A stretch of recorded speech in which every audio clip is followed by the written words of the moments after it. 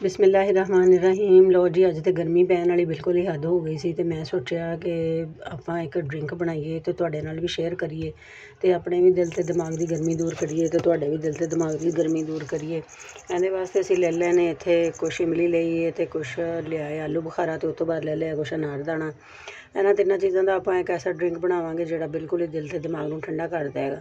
1 litre ਪਾਣੀ ਤੁਸੀਂ ਪਾ ਲੈਣਾ ਕੜਾਹੀ ਦੇ ਵਿੱਚ ਅਤੇ ਇਹਨੂੰ ਰੱਖ ਦੇਣਾ ਪੱਕਣੇ ਅਤੇ ਉਸ ਤੋਂ ਬਾਅਦ ਤਿੰਨੋਂ ਚੀਜ਼ਾਂ ਤੁਸੀਂ ਪਾ ਲੈਣੀਆਂ ਨੇ ਇਹਦੇ ਵਿੱਚ ਅਤੇ ਉਸ ਤੋਂ ਬਾਅਦ ਤੁਸੀਂ ਜੀ ਇਹਨੂੰ ਅੱਛੀ ਤਰ੍ਹਾਂ ਹਿਲਾਉਣਾ ਜੁਲਾਉਣਾ ਹੈ ਤਾਂ ਕਿ ਜਿਹੜਾ ਸਾਰਾ ਹੀ ਅਸਰ ਹੈ ਉਹ ਪਾਣੀ ਦੇ ਵਿੱਚ ਆਉਣਾ ਸ਼ੁਰੂ ਹੋ ਜਾਏ। ਉਸ ਤੋਂ ਬਾਅਦ ਅੱਛੀ ਤਰ੍ਹਾਂ ਤੁਸੀਂ ਇਹਨੂੰ ਪਕਾ ਲੈਣਾ। ਜਿੱਦਾਂ ਹੀ ਸਾਰੀਆਂ ਚੀਜ਼ਾਂ ਨਰਮ ਹੋਣ ਅਤੇ ਇੱਕ ਲੈ ਲੈਣਾ ਹੈ ਮੈਸ਼ਰ ਲੈ ਕੇ ਅਤੇ ਉਹਦੇ ਨਾਲ ਸਾਰਾ ਕੁਛ ਨੂੰ ਹੱਲ ਕਰ ਲੈਣਾ ਹੈ। ਸਾਰਾ ਹੀ ਜ਼ਾਇਕਾ ਜਿਹੜਾ ਹੈ ਇੱਧਰ ਉੱਧਰ ਜਾਣ ਨਾ ਪਾਏ, ਤੁਸੀਂ ਸਾਰਾ ਜ਼ਾਇਕਾ ਹੀ ਪਾਣੀ ਦੇ ਵਿੱਚ ਟਰਾਂਸਫਰ ਕਰਨਾ ਹੈ। ਉਸ ਤੋਂ ਬਾਅਦ ਜੀ ਇਹਨੂੰ ਸਾਰੇ ਨੂੰ ਅੱਛੀ ਤਰ੍ਹਾਂ ਮੈਸ਼ ਕਰ ਲੈਣਾ। ਦੇਖਣਾ ਇੱਧਰ ਉੱਧਰ ਕੋਈ ਗੁਠਲੀ ਰਹਿ ਨਾ ਜਾਵੇ। ਸਾਰੇ ਨੂੰ ਚੰਗੀ ਤਰ੍ਹਾਂ ਮੈਸ਼ ਕਰ ਲੈਣਾ। ਉਸ ਤੋਂ ਬਾਅਦ ਇਹਨੂੰ ਫਿਰ ਪਕਾਉਣਾ। ਪਕਾ ਕੇ ਅਤੇ ਇਹਦੀ ਬਿਲਕੁਲ ਹੀ ਅੱਜ ਅਸੀਂ ਮੱਤ ਮਾਰ ਦੇਣੀ ਹੈ। ਇਹਦੀ ਮੱਤ ਵੱਜੇਗੀ ਅਤੇ ਸਾਡੀ ਗਰਮੀ ਜਿਹੜੀ ਹੈ ਉਹ ਸਹੀ ਹੋ ਜਾਏਗੀ। ਬਿਲਕੁਲ ਹੀ ਜਿਹੜੀ ਗਰਮੀ ਸਾਡੇ ਮੁਲਕ 'ਚ ਪੈਣ ਡਈ ਹੈ ਅਤੇ ਜਿਹੜੇ ਸਾਡੇ ਪਰਦੇਸੀ ਭੈਣ ਭਰਾ ਬਾਹਰ ਉਹਨਾਂ ਨੂੰ ਗਰਮੀ ਲੱਗਣ ਡਈ ਹੈ, ਸਾਰਿਆਂ ਦੀ ਜਿਹੜੀ ਹੈ ਗਰਮੀ ਜਿਹੜੀ ਅੱਜ ਇਸ ਡਰਿੰਕ ਦੇ ਨਾਲ ਬਿਲਕੁਲ ਹੀ ਸਹੀ ਹੋਣ ਵਾਲੀ ਹੈ। ਲਓ ਜੀ, ਫਿਰ ਅਸੀਂ ਇਹਦੇ ਵਿੱਚ ਥੋੜ੍ਹਾ ਫੂਡ ਕਲਰ ਪਾ ਦਿੱਤਾ ਹੈ। ਫੂਡ ਕਲਰ ਜਿਹੜਾ ਬਿਲਕੁਲ ਹੀ ਆਪਸ਼ਨਲ ਹੈ। ਅਗਰ ਤੁਹਾਡਾ ਦਿਲ ਕਰਦਾ ਹੈ ਕਿ ਤੁਸੀਂ ਬਾਹਰ ਵਾਲਾ ਤੁਹਾਨੂੰ ਜ਼ਾਇਕਾ ਹੈ ਢਾਬੇ ਵਾਲਾ ਅਤੇ ਫਿਰ ਤੁਸੀਂ ਇਹਦੇ ਵਿੱਚ ਫੂਡ ਕਲਰ ਪਾ ਲਓ। ਅਗਰ ਤੁਹਾਡਾ ਦਿਲ ਨਹੀਂ ਮੰਨਦਾ ਤਾਂ ਤੁਸੀਂ ਨਾ ਪਾਓ, ਉਵੇਂ ਵੀ ਠੀਕ ਹੈ।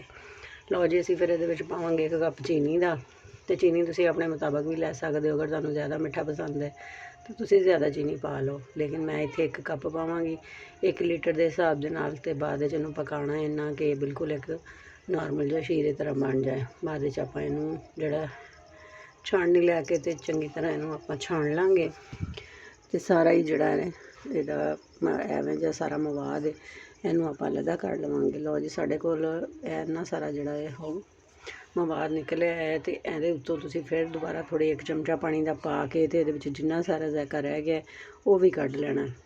1 ਡੋਂਗਾ ਸਾਡੇ ਕੋਲੋਂ ਨਿਕਲਿਆ ਹੈ ਜੂਸ ਦਾ। ਐਵੇਂ ਇਹਨੂੰ ਫਰੀਜ਼ ਵੀ ਤੁਸੀਂ ਕਰ ਸਕਦੇ ਹੋ। 1 ਮਹੀਨੇ ਤੱਕ ਤੁਸੀਂ ਇਹਨੂੰ ਜਿੱਦਾਂ ਮਰਜ਼ੀ ਬਣਾ ਕੇ ਪੀ ਸਕਦੇ ਹੋ।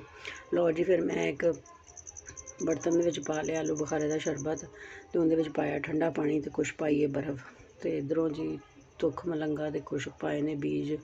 ਇਹਨਾਂ ਨੂੰ ਪਾਣੀ ਦੇ ਵਿੱਚ ਰੱਖ ਦਿੱਤਾ ਸੀ ਪਾ ਕੇ 2 ਚਮਚ ਅਤੇ ਜਿੱਦਾਂ ਹੀ ਇਹ ਫੁੱਲੇ ਨੇ ਅਤੇ ਆਪਾਂ ਇਹਦੇ ਵਿੱਚ ਪਾ ਲੈਣੇ। ਉਹ ਆਪਣੀ ਪਾਈਏ ਬਰਫ਼ ਅਤੇ ਹੁਣ ਆਪਾਂ ਥੋੜ੍ਹਾ ਜਿਹਾ ਇਹਦੇ ਵਿੱਚ ਪਾਵਾਂਗੇ ਕਾਲਾ ਨਮਕ ਅਤੇ ਪੀਣ ਵਾਲੀ ਕਰਾਂਗੇ ਗੱਲ। ਅਤੇ ਤੁਸੀਂ ਵੀ ਬਣਾਓ ਅਤੇ ਸਾਨੂੰ